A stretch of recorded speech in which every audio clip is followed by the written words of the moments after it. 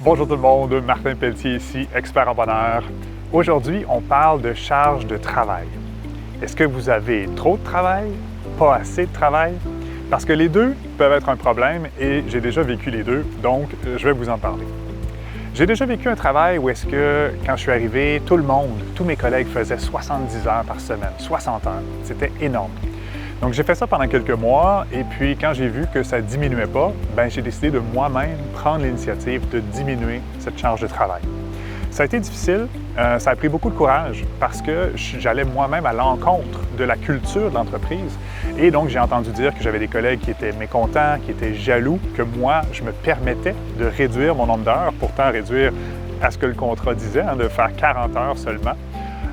Et je suis vraiment quand même fier de l'avoir fait parce que je sais que j'ai incité ensuite d'autres collègues à prendre soin d'eux-mêmes, eux aussi.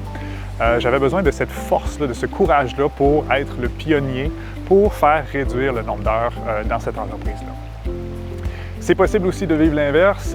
J'ai déjà eu un autre emploi où est-ce que j'avais seulement 10 ou 20 heures de travail et le reste du temps, je devais attendre. Je me sentais un peu prisonnier de mon bureau. Ça, c'était assez pénible aussi parce que quand j'avais trop de temps, je me rends compte que je m'intoxiquais avec mes propres pensées, à déprimer, à me sentir malheureux au bureau. Et ce que j'aurais dû faire, ce que je n'ai pas fait malheureusement à l'époque, c'est de dire à mon patron que je manquais de travail. Ou de prendre des initiatives. Ça, c'est des choses que je fais maintenant parce que j'ai cette expérience-là, j'ai atteint plus de maturité. Donc, c'est des choses qu'on peut faire.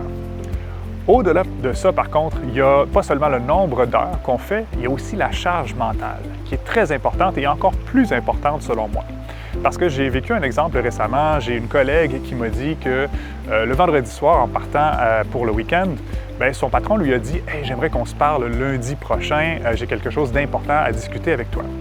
Donc, cette femme-là, pendant le week-end, elle n'a pas consulté ses courriels, elle n'a pas consulté son cellulaire, elle n'a pas travaillé, mais elle a été préoccupée tout le week-end par la raison pour laquelle son patron voulait lui parler.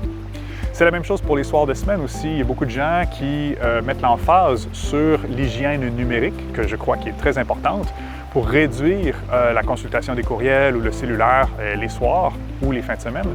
Mais c'est très possible de ne pas consulter ses courriels et de tout de même être préoccupé par le travail, d'être très, très pris par tout ce qui se passe au bureau.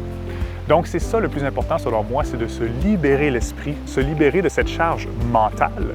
Et oui, effectivement, ne pas consulter ses courriels, ça aide, mais moi, personnellement, comme j'ai beaucoup appris à libérer mon mental, je peux, à l'occasion, consulter mes courriels les soirs de semaine ou les fins de semaine sans que ça soit une préoccupation constante.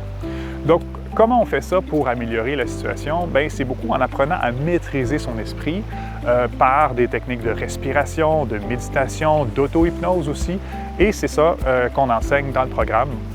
Alors, je vous invite à pratiquer quelques exercices comme ça, apprendre au quotidien à maîtriser. Un peu comment on va faire de l'exercice physique, c'est d'exercer son esprit à rester beaucoup plus centré, à davantage habiter son corps, puis à être moins dans sa tête ou dans son rationnel. Alors voilà, j'espère que ça vous aide et puis à bientôt!